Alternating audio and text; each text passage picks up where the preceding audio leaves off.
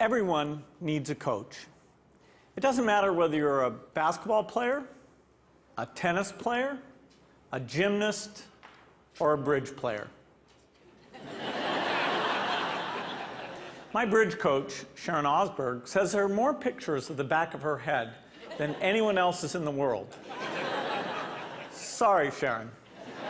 Here you go. We all need people who will give us feedback. That's how we improve.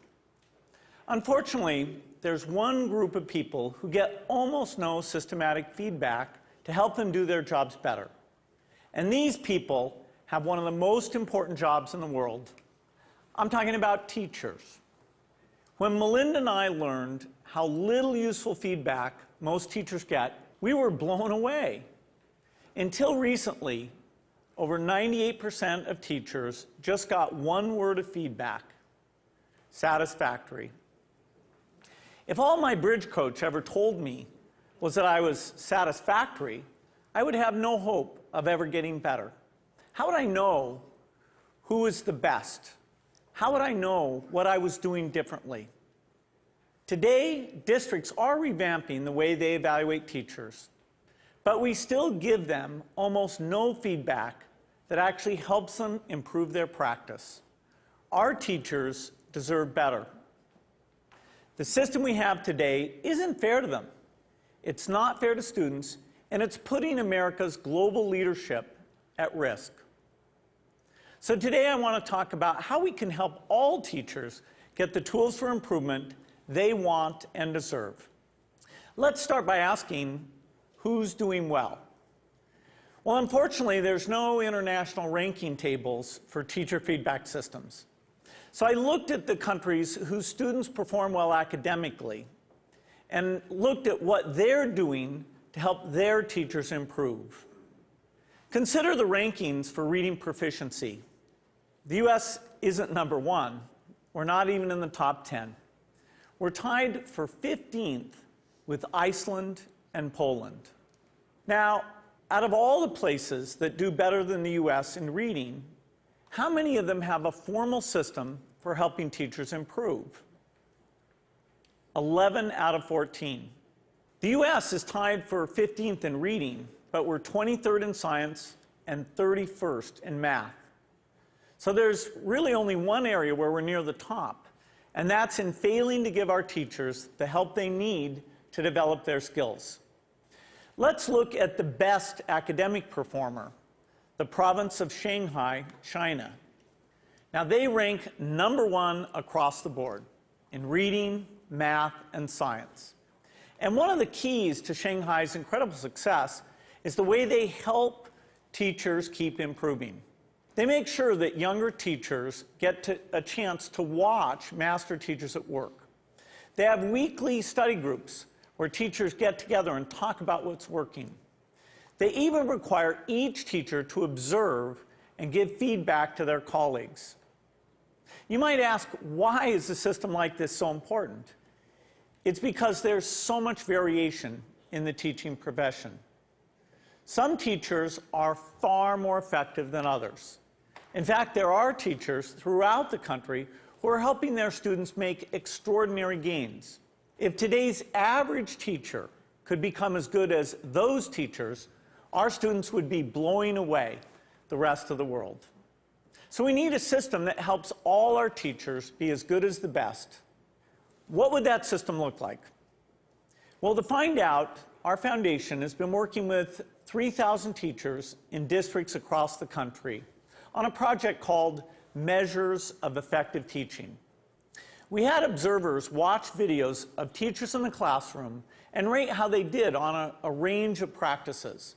For example, did they ask their students challenging questions?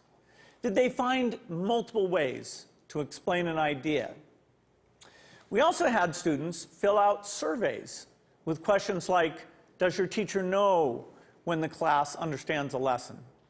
Do you learn to correct your mistakes?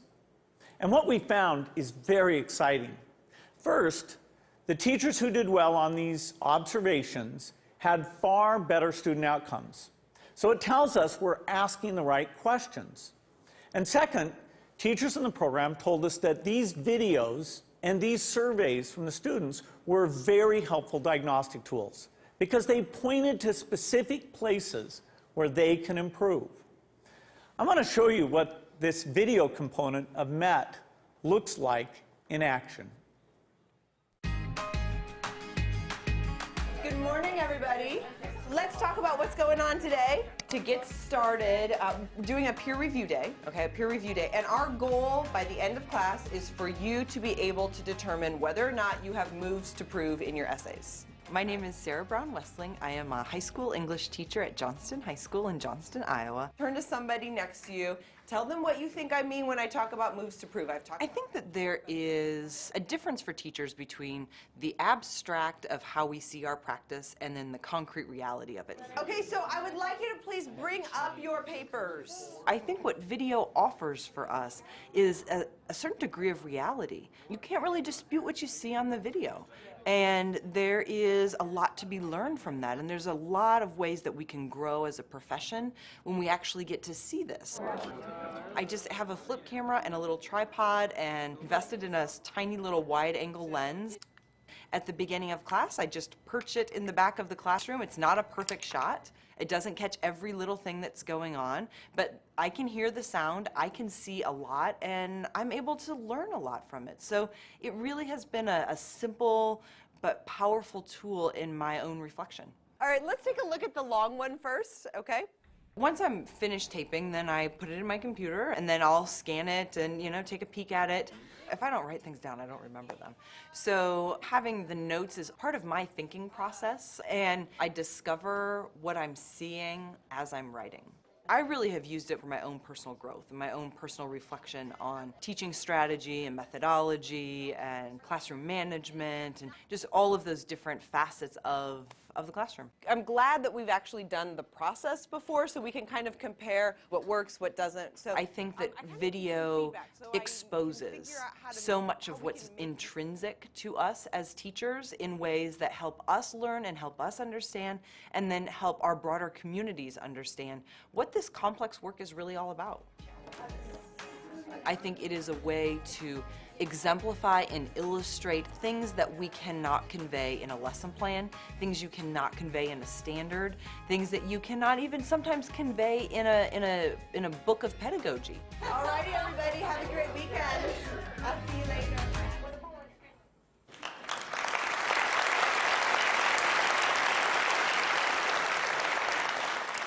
One day, we'd like every classroom in America to look something like that. But we still have more work to do. Diagnosing areas where a teacher needs to improve is only half the battle.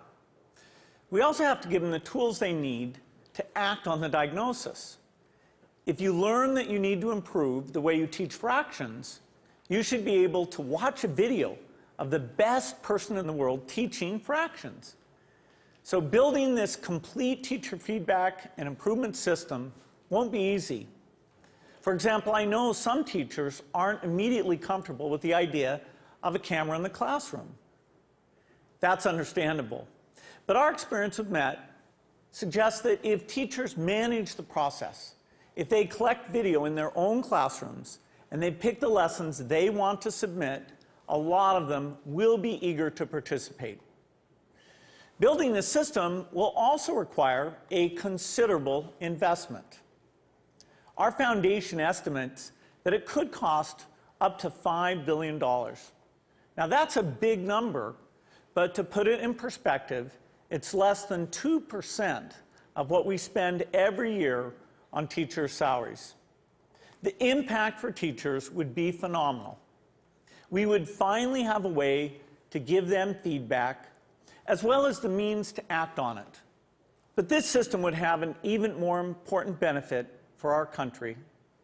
It would put us on a path to making sure all our students get a great education, find a career that's fulfilling and rewarding, and have a chance to live out their dreams.